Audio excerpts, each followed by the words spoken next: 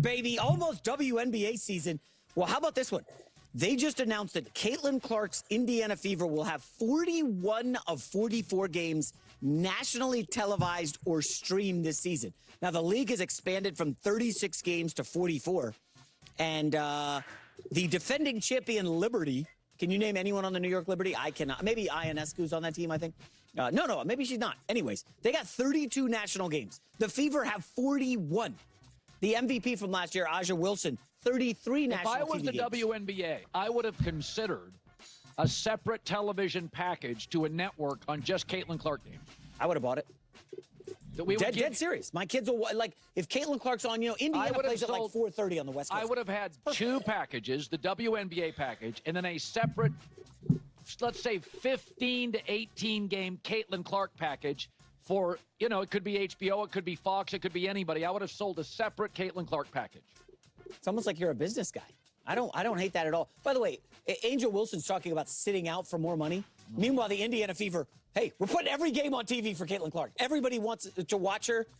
Well, the league wasn't ready for her last year. They just weren't prepared. Yeah. She was prepared. She's had a full offseason now to rest. No. She's going to be great. Yeah. The league just didn't know what to do. Get the MVP tickets in. Just bet them to win the championship. It's fun. And then you get to watch all our games. They did from 36. So let's break it down, right? Let's talk about it. We have Caitlin Clark, right? Indiana Fever getting national televised games, right? A lot of people aren't going to like this from Colin.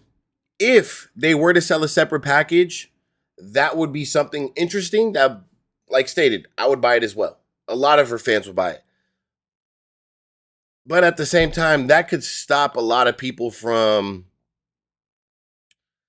becoming new fans because it could look like, oh, now we have to pay to see Caitlin Clark even this way or this separate package or this. Some people are going to take it the wrong way. Some people are going to like that. It will prove, or it already does prove, she has no more need to prove. She's on TV more than any girl in the WNBA. So it's her league. There's no need to argue that. A lot of people are not happy about it. The point is this. The ones who are paying for this, big-time media rights and big-time media deals, they want Caitlin Clark on the screen because they know the return they're going to get with Caitlin Clark. They understand who Caitlin Clark is, how important she is, the fan base she has, the fan base she attracts, her gameplay. And they also understand that Caitlin Clark and the Indiana Fever are going to win basketball games. Right? I said it last week. Indiana Fever didn't just get gifted 41 games. They proved last year with the amount of games they got last year that it was worth it.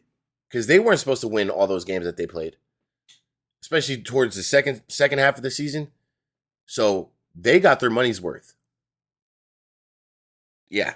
And then ESPNs and the big time medias, they're like, oh yeah, we need Caitlin Clark on the big team. On the big screen. Yeah. We got somebody to talk about. They don't talk about other players like how they talk about Caitlin Clark. No way. They talk about Asia here and there, but no way. Not even close. Caitlin Clark's in her own show. Own world. And it's not even close. Now, Colin's right. If they were to sell a separate package, it'd be interesting. It would sell. Anything of Caitlin Clark is going to sell. Anything. Doesn't matter what you guys say. Doesn't matter the price point. It's going to sell. Okay? Now, separating her as much as she's already separated from the league, separating her now even more from the girls with a whole separate package, the girls aren't going to like that. The girls aren't going to like that, and the little bit of fans the girls have are definitely not going to like that. They're going to say it's privilege and all these other things, which we're not even going to get into.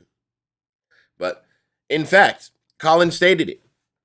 The WNBA wasn't ready for Caitlin Clark and what was going to happen last year. They weren't. They thought they were ready. They tried to take advantage. They did some good. They did some bad. Right? This year, it seems like they're fully prepared. You got the you got the All-Star game in Indy, head coach. You got some girls around her, scheduling. And by the way, all the teams that are moving arenas, that's coming from the WNBA too. Don't forget, WNBA owns half of those teams that those owners own. So those franchises, WNBA owns half of those. Like half percentage of every team. So It's their decision. It's not all the owners. It's the WNBA making these decisions.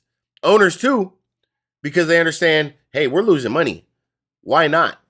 Caitlin Clark's coming into town. We only get her 3 times a year. Let's capitalize on it. Let's go to this arena or whatever where we could sit 20,000 people instead of our normal average of 4,000, 5,000 people. Right?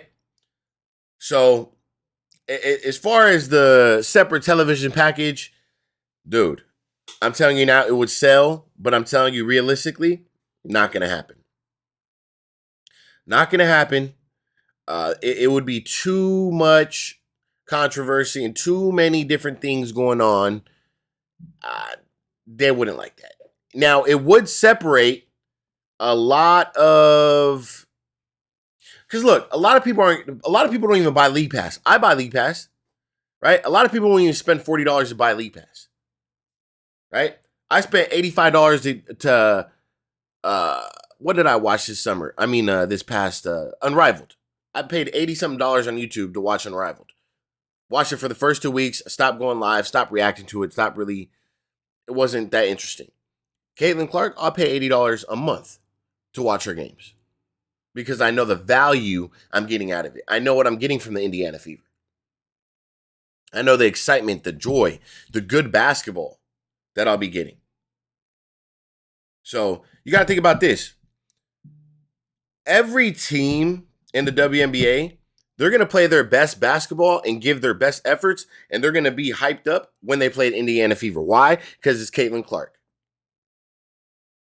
So you're going to get your best basketball every time Indiana Fever plays because every team on the opposite side knows that this is their opportunity. All the eyes on them, and they want to go at Caitlin Clark in the Indiana Fever. So you guys got to take that in consideration. That's why we get some of the best basketball when we watch when we watch Indiana Fever. Because you go to some of the rest of the WNBA games, they're so-so, but it's definitely not as exciting as watching the Indiana Fever, and everybody knows that. Right? Caitlin Clark is the top dog in the league. It's her league. She's got 41 out of 44 games. A lot of people want 41. Hey, in general, the league itself is 140 plus games nationally televised. They only had, I think, under 50 last year, maybe. No, I think they had more than 50, but still, that's a big growth. So that should tell you something. The league is understanding. More televised games, more audience. Let's grow the game.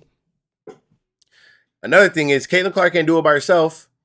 So we got to get some more games on TV. What are you guys going to do with it? Capitalize. Right? And another thing I want to break down.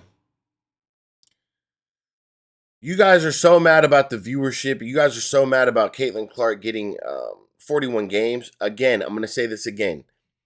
The Indiana Fever put themselves in this position by playing exciting basketball. Their fans watch. So every time Caitlin Clark and the Fever are on the screen, you're getting 1.something million views. It's like, we wouldn't deny if a lot of people want to compare Chicago and whoever. We wouldn't deny you guys television if you guys were putting up those numbers. It is very simple. There's a difference with 1 million viewers and 300,000 viewers. What do you think the big dogs want? They want 1.something million views every time they can because they're the ones paying out for this $2.2 billion media rights and all these different things. And there's so many different things that go into it with coverage. But when you get the results at the end of the year, hey, Caitlin Clark, you compete with, are you blowing, some of your games blowing LeBron now and Steph Curry? We're not even going to compare you to the WNBA. You wipe their ass with that. We're going to compare you with, oh, we need Caitlin Clark on the screen.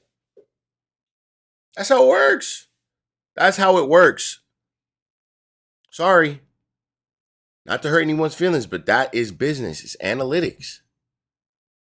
So, look, I'm going to finish it right here. Back to Colin's point. It's a great idea. It's something I would support personally, but I know a lot of people out there besides Caitlin Clark fans who wouldn't support it. So it would almost be like, for new fans that we're trying to convert into fans, I don't know if they're going to just straight up be like, oh, let me pay $40, $50 to watch Caitlin Clark. Maybe in the future, but not right now. It's not realistic.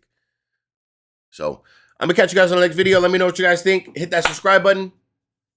I'm out.